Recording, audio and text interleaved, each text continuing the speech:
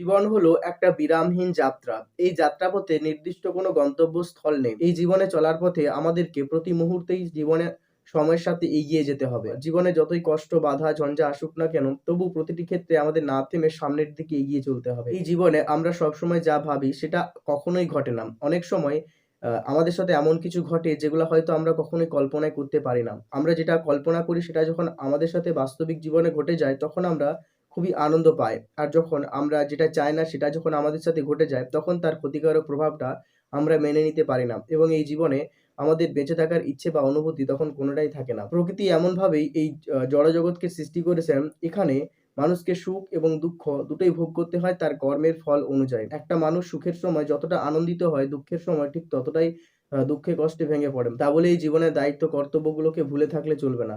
প্রত্যেকটা মানুষের জীবনেই ভালো সময় আসে, আবার খারাপ সময়ও আসে। আমরা আমাদের জীবনে ভালো সময়টাকে বেশিদিন মনে রাখতে পারি না। তাহলে আমরা কেন আমাদের জীবনের খারাপ সময়টাকে বেশিদিন মনে রাখবো এবং একটা দুঃখকে নিয়ে আমরা কেন সারা জীবন কষ্ট পাবো? যখন আমাদের জীবনে একটা ভালো কিছু আসে তখন আমরা তার আনন্দটা ক্ষণিকের জন্যই নিই, বা আমাদের জীবনের দায়িত্ব কর্তব্যগুলোকে আমাদের সঠিক সময়ের সাথে করতে হবে। তাহলেই দেখব এই প্রকৃতি আমাদেরকে এমন কিছু উপহার দেবে যেগুলো কিন্তু আমরা কল্পনা করতে পারবো না। আর সবসময় একটা কথা মনে রাখা উচিত, জীবনে যখনই কোনো ঘটনা ঘটে তখনই আমাদের সেটা বাস্তবিক জীবনের সঙ্গে রিলেটেড আছে।